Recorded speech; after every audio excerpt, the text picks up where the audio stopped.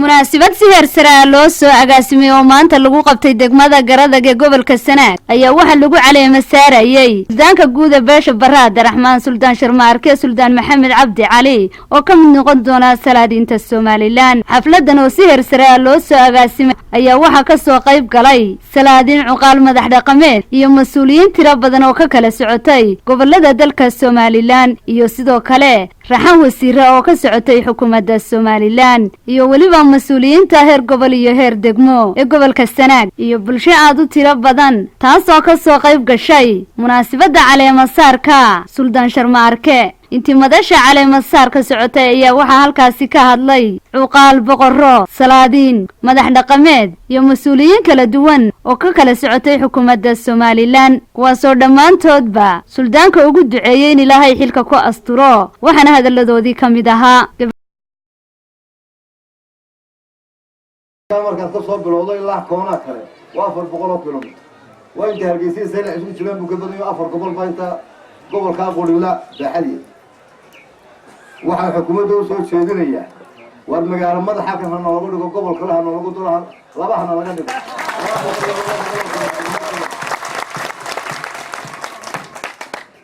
waa muqaadi karaayo annagiiba nasashalaan baa nagu dhacday markaas aan 200 kilomitir helo xana la qaybiyo la rasuulka daaqlugu fadhiya sabro qayb ku lahaa Abdullah Ali geedka waxa weeye waa qaybada aankaas barakaysan ninka aan soo marin madaxnimo dowliga silaayo ogeydeen wasabbixiba ogeydeen ninka soo marin madaxnimo dowliga dalka hore ka qaata magacana leeyahay Garadaga la baxayna garxumo ma aha Garadaga waxa weeye wixii loo sheego oo ma aha magacuna sida ma aha gar yaal bananka la baalina ma laga gadna kale isku qabsaday laakiin sida xulul waaxido ma aha sidaan ogaada waxaan kala doorayaa halkan dawamada caleema saar hadalka badin maayo shaydaanku waa kala waaweyn yahay shaydaanku marka malagta uu kala waaweyn yahay shaydaan weyn baa sanad ku xawilaa waxaan Ilaahay ka baryaynaa shaydaanka inaan meel looga xawisho naga naartaa lama gobol Sanaag wuxuu soo fogay fadhigaab adigu xagga xeebta iskaga noqoy shaydaanka ka nooga naara waxaan kaloo ka codsanayaa ma in magaalada wadada loo mareeyay nabadayntii inta ugu badan ka dhacday ceelafay iyo deegaamadan waa magaalada loo mareeyay marka suldan waxaan ku leenahay geedka taariikhaha dhaadheer iyo kuwa gaagaaban inta uu leeyahay waxaan maanta halkan ka codsanaynaa xaajada maanta soo noqonaysa halkan inaad waxa weeye adigoo amran wadba calaamadaha la arkay oo waxa weeye xalina roobku taay waxa weeye inaad hawshaas kaliya iska saarto waxa weeye dadku ay kula shaqeeyaan taariikhii geedkan iyo reer adag lahaa iyo nabadaasna waxa weeye adigu aad soo ururiso waxaan aruuhaakaya kaga baxayaa 3 arrimood baan suldan kala talinayaa oo saddexda waxa weeye ay kala qaado waxa weeye sandarada anigu baaruti waa guddoon jiray وصادني وقعمل استاذ صوغري عندي سوبر حسين بدي بغيري بتانا ما يدكوش انا بدي اقول تو تارا او كل كنترول صوغ بده او صور فوقان ورجع ما شاش كو خمسه هذا كان تعال كل هذا خمسه كويس كنت عمل طلب هذا كويس انا يدكوا وابدا حسين وربنا نرجعي هذا حكينا والله ربنا نرجع سومنا ولا تقوي نودي أقولك هذا حكينا وايد تقف بعد وحقصور مني سلطان شرماركه وحقول عيني عيني لا يفهمني هذا حكينا إني لا يفهمني لا يفهمني ساعة كان شكرا أجمع سلطان شرماركه وحليه وحن كاتبون النسية عطاء سلطان محمد وخلال كاتبنا عمل فرما في مصر دويننا هذا الضربة في مصر دوين هذه أربع خمس كرامات ما شرفية كرامات ما تعي geedkan yar baan ka oranay geedkan alxamdulillaah rabbil caalamiin waxaan ahay dadka baarigaya ee ka xumayn ama dhaqan ha noqdaan ama siyaasad ha noqdaan intii hore loogu xumaamaday ee loogu caleema saaray waxaan leeyahay kuwii ugu faa'iiday Allah ka dhigo kamaanta ugu dambeeyayna waxaan leeyahay kii barakaysan xoogay suldaanka waxaan wax badan u baahnay buuxbaaga dishay sidaa suldaan xasan uu sheegayay marka boqorkii suldaanka sakaba ilaahay barakeeye cirafuu weynagii maalinta ugu tagno annagu mafaatiixdii balac meel alla meelay kulmeen ayaa ilaahay dabaqootay hadda waxaa lay soo taagay halkan inaan hadalkan soo ururiyo suldaankana aan ku wareejiyo caana shubkii iyo ducadiina aynu raacino waan ku taageersanay suldaanka baraha abdiraxmaan suldaan sharmarake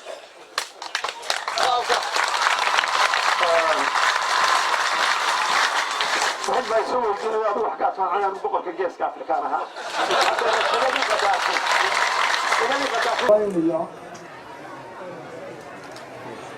shirkan waxaa loo qabtay jawaa wada ogyahayo waa caleemasaal ragga dambaa ka hadli doonaa anigu waxaan u kacay inaanu mahadnaqo ilaahay marka hore ilaahayga sharafkaana siiyey umurkaana siiyey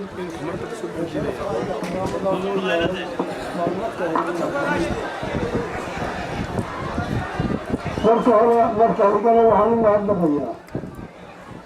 casuumaadan anigaa dadka casiyey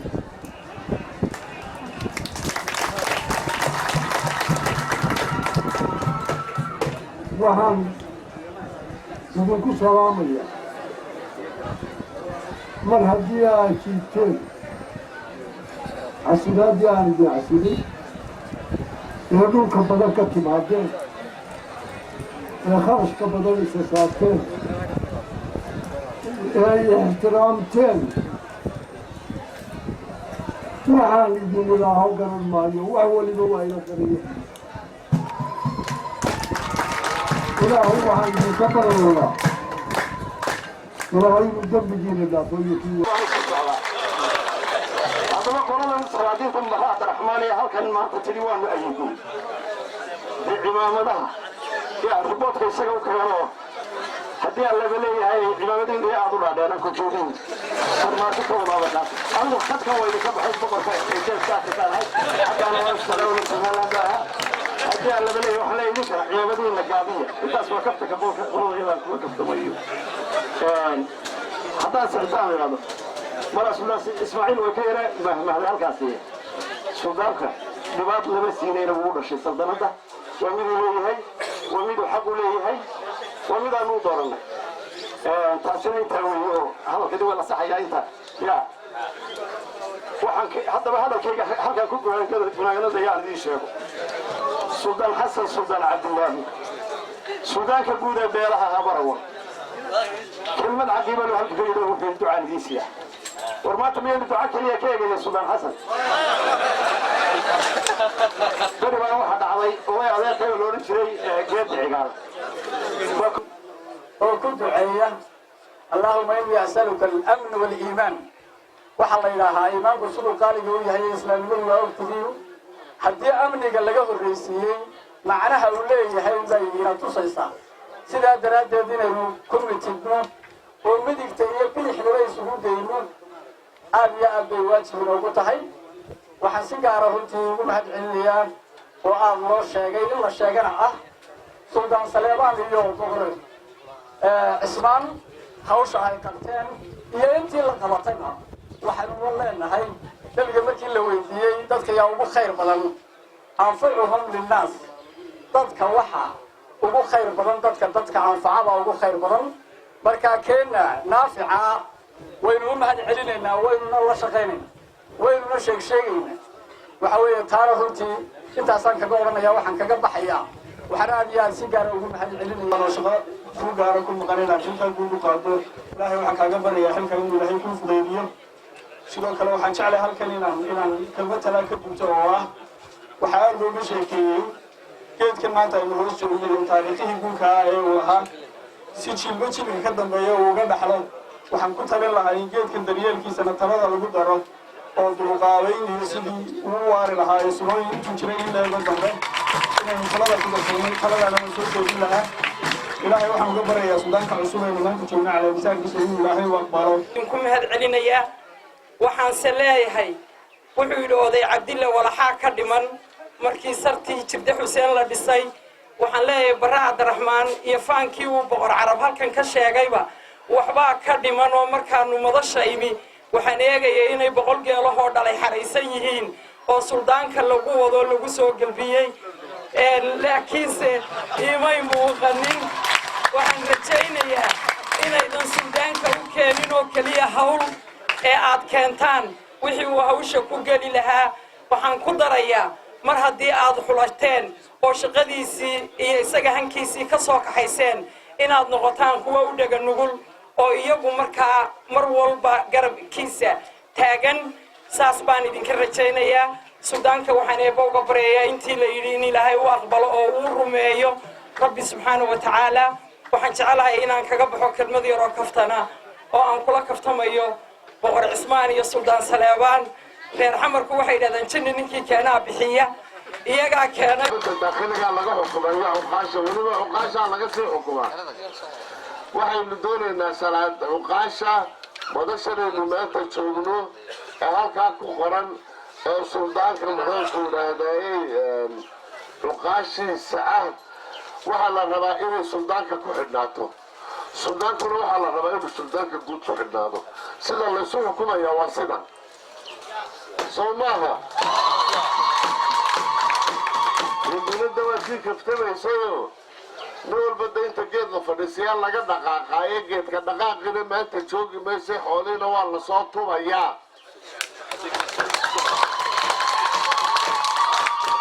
haddii kalena de anaa biliiskii gelinayo geelii bankan ka soo qabanaya labadaama waxbaa ka dhaxaynaya ya arrinka intaasaynu ku ballamaynaa arrinka kale waa arrinka nabadgelyada horta asalkeedaba adduunyadani maanta waxay u kala horumarsan tahay geyigeeda iyo cariyadeeda sida nabadgelya uga kala jirto farajida waxay tidhaahdaa where there is water there is life halka biyo jiraan nolol baa jirta meeshii aanay nabadi jirin meeshii aanay jirin nololina ma jirto nin waliba siduu rabtaha u qaado somalilandna sidii rabtaha loogu safoortay waa tan soomaaliya ilaahay waxaan markaa ka socdo ilaahay ha ka saaro kama xulin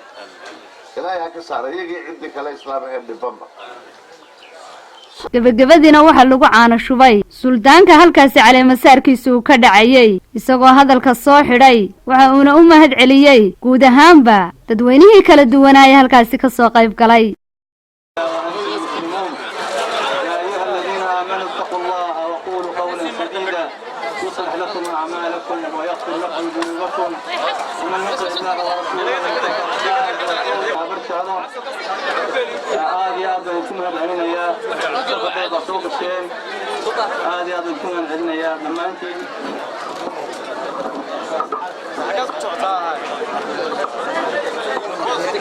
صدحات وحن نهد علينا غير قرضك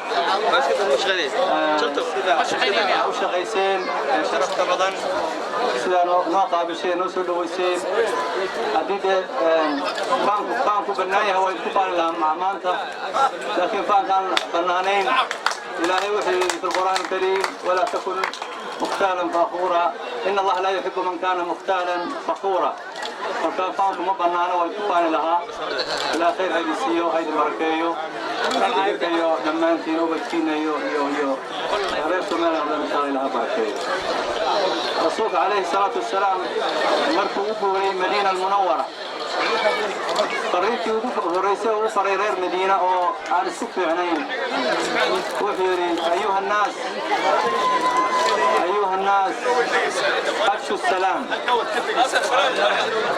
أفشوا السلام وأطعموا الطعام وصلوا بالليل والناس نيام أفشوا السلام صلاة فضية صلاة مثلا فضية waxay keentaa maxabad waxay keentaa kalgacal waxay keentaa dadku inay noqdaan walaalo marka reer Somaliland waxaan leenahay salaanta fidhiya dad walaalo tihiin sanadkan laga shaqeeyo nabada nimcooyinka ugu waaweyn ka mid tahay nabadu rasuulka عليه الصلاة والسلام wuxuu qofka haysta وقفت هايستا أمان وحو هايستا عافمات قبا وحو عوني لها مالنتا هايستا وحو لمدي هايقف قليل ودن هايستا